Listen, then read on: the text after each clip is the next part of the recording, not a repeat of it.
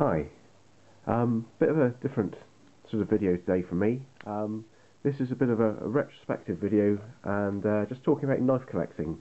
I've been interested in knives for a little while now, sort of really 2 years or so, and during that time my tastes have varied. I've had, I don't know, 20 or so knives in my collection and through my collection, and in some ways my tastes have very much changed. My understanding of knives have changed, what I like, what I use, where I think my collection is going to go has very much changed from when I started out. So what I thought I'd do is I'd do a chronology of the knives that I have, talk about each one very briefly, what I think of it, whether I've used it, what purpose it serves me in my collection, and then sort of move on to sort of consider where my collection will go in future. So if we start off, back in 2012 was when my interest in knives really started. Strangely, it was because I was actually looking for wedding favours for my ushers and my best men. What I wanted to get them was sort of a knife, something that could be engraved, and I was looking around for something nice, and one of the things I was considering was this Victorinox Farmer. It's got a little panel there. But what I actually ended up doing was getting them Leatherman squirts, which had much more space for engraving, and I thought was a much more sort of practical thing which they could keep on their keychains. Nonetheless, I got the Victorinox Alox Farmer for myself, and this has been very much a user. I keep this in my work bag. Generally I just use the blade, sort of cutting up well, cheese, food prep, and just general duties around the office. So that's very much a user, and that's the one that started me off. Then I thought I'd treat myself to a Leatherman. I actually got this, which is the Leatherman, can't remember what it's called now, Style, that's it. It's got a nice little blade on it, and scissors. On this one actually the scissors snapped off, so this needs to go back, but this is kept on my sort of keychain with my house keys in my pocket. After that I bought a CRKT Folts Minimalist Bowie, which is a really nice neck knife, really nice design, very much sort of small, but the way it fits in your hand is very useful. Obviously I came to the conclusion I can't carry a neck knife, not in the UK. Fixed blades aren't permitted without good reason, and for me I had no good reason to carry that knife, so that was sold pretty quickly. In its place I got the UKPK. They relaunched this with a new blade steel, which was CTS BD1, and I think it was the first time it had come in a proper flat grind. Certainly my preferred grind, the flat grind. So that, I thought, well, pocket legal for the UK, slip joint, good company, wanted to try Spyderco out, so I got that, and that's actually proved to be a good user. I don't actually carry it, but I do use it around the house quite often, food prep, cutting up small bits of wood to get the fire going, all that sort of stuff, and it's held up very well. Again, as I say, preferred grind I think is a flat grind. After that I spent some time on British Blades forums and picked up a couple of handmade knives, both of which have now left my collection. One was the Khoi, which was a friction folder made by a gentleman called Smokepole. Very nicely made knife, very good price, but friction folders wasn't really something I got on with. It just didn't quite feel right for me at that time, so that left my collection. I also bought a Mora Robust knife, which was a small fixed blade, which was called the EDC 60, 60 referring to its length 6 inches. Very nicely made. Mora Robust is an absolute gentleman to deal with, as was Smokepole, but Mora Robust is quite well known on the internet for the file knives that he makes. So he makes them out of old files, and they look really beautiful. Again, that left my collection. It wasn't something I wanted to use because it was too pretty. It wasn't something I was going to carry either. Then I picked up this, which was again through British Blades, and this is my first flipper. Now this is a locking knife with a liner lock there, and this is an Enlan EL-01, which is a very cheap oriental sort of knife, made in China or somewhere like that. Nothing special in terms of blade steel. I think this is 8CR13 MOV, which is, you know, fairly entry level steel. But this knife I have used an awful lot around the garden, rough jobs. I've tried battling it through wood, all sorts of things. I cut up some sort of roofing felt with grit and stone in it. It held up really well. A couple of chips in the blade, but I've managed to put a nice edge on this again. It's very sharp, almost to a mirror edge there, with a Lanksy system. And really, it's a great knife. It's a great knife because you use it, because you're not afraid of damaging it, because it is, I think it's about £15, so no problems at all if you have to basically reprofile it or ultimately throw it away. Over time the lockup's worked its way across, but the lockup is very firm. So after that, I wanted to try out the famous Mora knives. Again, a different sort of grind. This is a Scandi grind, so it doesn't actually have a secondary bevel on it. I processed a lot of cardboard boxes through this when we moved house. Really gave it a hard time, again, sort of battling it through things and stuff like that. This is the first knife I've actually practiced hand sharpening on a whetstone with, and because of the way it's profiled, you basically just have to find it sort of flat spot and work it to get it sharp again. And it is very easy to maintain. It's a good knife. Again, sort of sub £15, a knife that you'll use.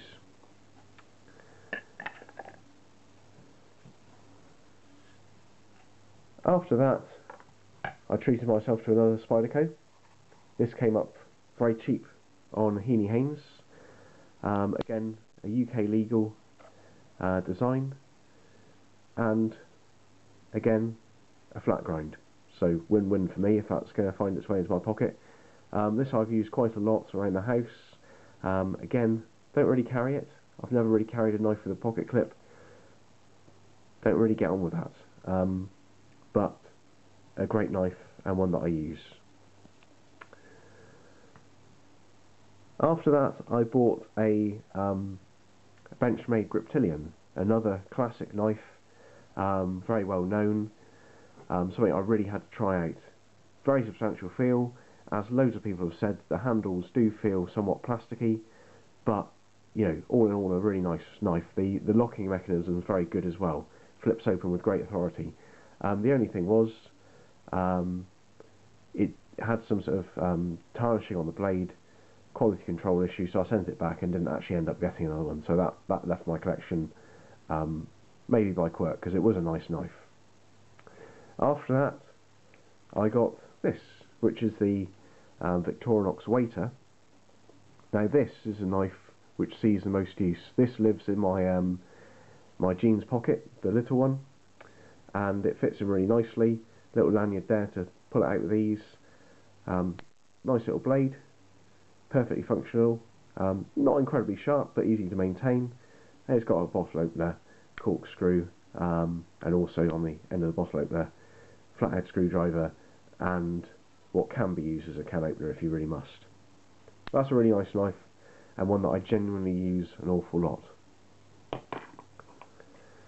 Next up came the Boker XS, another UK legal pocket knife, one that I thought would probably be a big winner because it's fairly substantial, so you've got a good handle to hold on to, choil there so it's quite secure.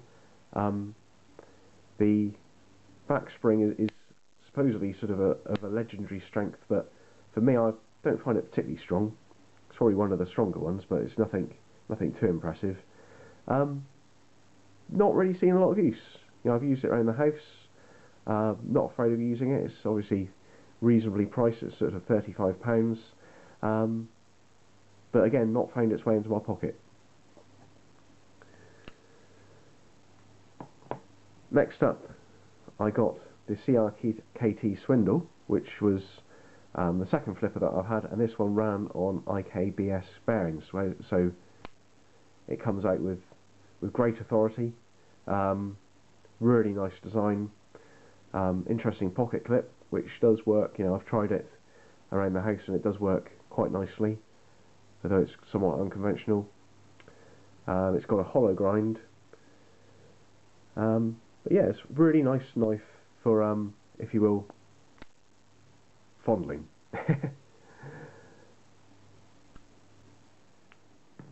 After the Swindle, I bought another handmade knife, and that was the Boss 2.0 from Mike Snody. Now you'll see another video on my channel about that. Really nice knife. Fit and finish weren't everything that I'd expected. The bevel on the rear side, it was a chisel grind, and the secondary bevel on the back side was slightly rough, but it was incredibly sharp. Nonetheless, I didn't see myself using it. It had a beautiful mirror grind on the hollow, and I just feared that I wouldn't be able to maintain that. After that, I thought I'd get another Victorinox, because actually, out of all my knives to date, they were seeing the most use, and I thought I'd try the Solo Alox, which is a single-bladed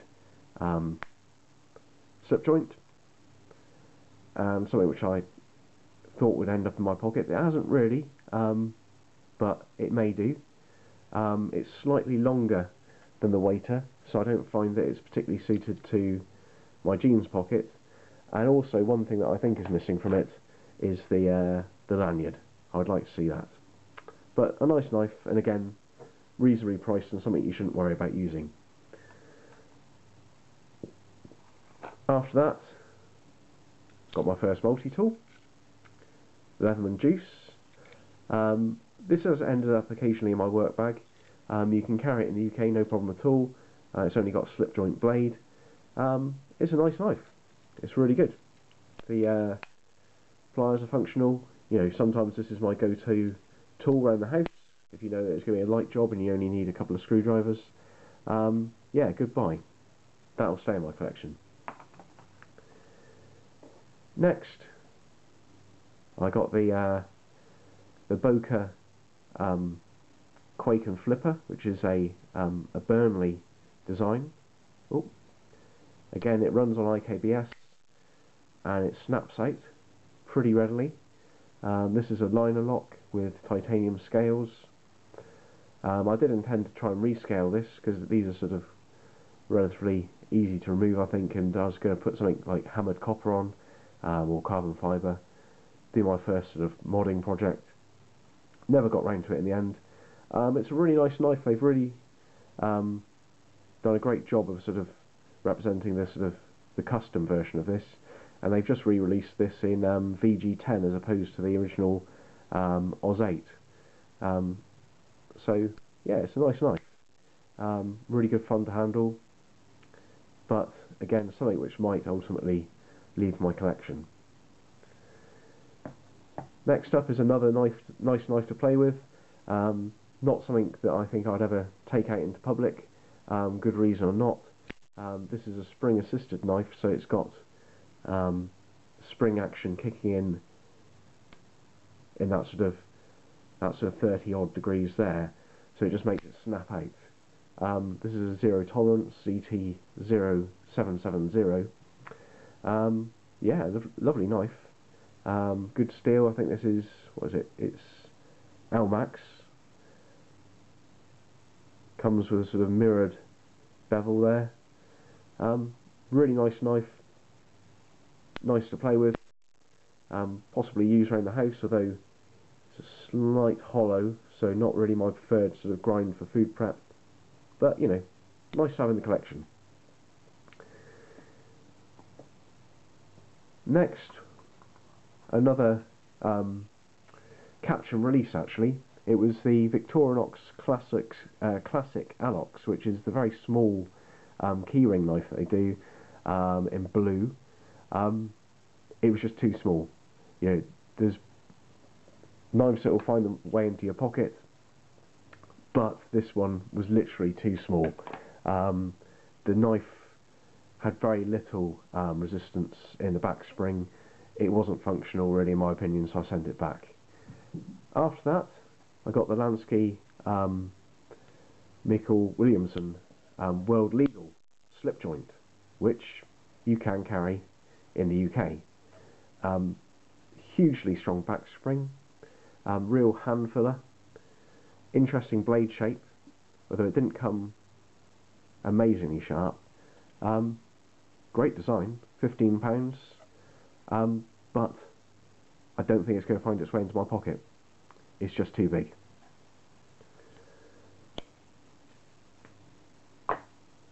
Then got the Kershaw Emerson collaboration, another great value knife, sort of £35 or so. My first Tanto, which was interesting. Interesting deployment method as well, because that can catch on your pocket and flip it out as you take it out. Frame lock, really nice knife. This might legitimately accompany you on a country walk or something like that, and it's definitely something that you could consider a user. Not sure whether I'll keep it, but you know, it's a good buy. And then on to my final knife, New York knife maker. Recently done a video on this. Very nice knife.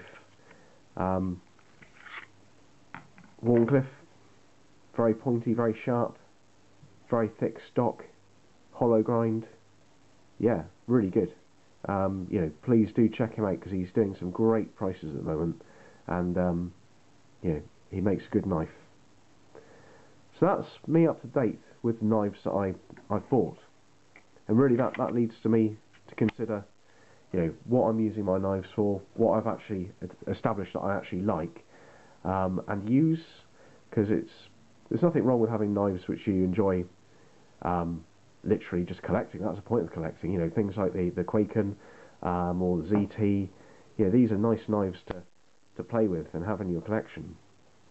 But you know, where do I want to take this? My thoughts are that these knives, which are sort of on the cheaper end of things, which you're not afraid to use, yeah, those are the ones I typically use. Yeah, this one's great for the garage, that'll stay in my collection, and again, this one will stay in my collection as well, simply because it's so cheap and there's no reason not to use it. What's in common with majority of these knives? Well, if you forget about the Enlan there and the Mora, these are all flat ground knives. It's definitely my preferred grind for food prep. When I go for food prep, this is the one I'll typically use, and it does the job beautifully. So it's a full flat grind, leaf shaped blade, reasonably thin stock, decent length. Yeah, so I think really where I'm going personally with knives is that I enjoy using them, and to a degree I'll sacrifice some of the ones that I enjoy playing with for the ones that I use. So I think I'm going to look towards another Spyderco, and I'm favouring the Paramilitary 2. Again, it's a very similar blade shape and grind to this. Longer blade, which is going to be good for food prep. It's a locking knife, but again, this is typically something I use around the house. So that's where I think I'm going to go next. You know, which knives go and which knives stay. With these, I think I've established as staying. The Leatherman will stay, but some of the others, the Kwaiken, the ZT, the Swindle, the CRKT, they'll probably go, because actually I enjoy using knives, and you know, that's where I think I'll develop my collection into something which I'll truly use, experience, get a feel for the qualities of the steel, because some of these you do get a feel for the steel. You know, one thing that I can say for sure is that actually this cheaper steel takes and holds an edge perfectly reasonably. You know, people who go for the super steels and sort of would dismiss this, you know, I do wonder if they're making a reasoned appraisal, whether it's a case of the Emperor's new clothes to a degree. But anyhow, that's me for knives at the moment. You know, let me know how your collection's developing. Let me know if you think I've missed a trick somewhere. But you know, for me, flat ground knife that I use, definitely the way I'd like to go. Okay. Thank you very much.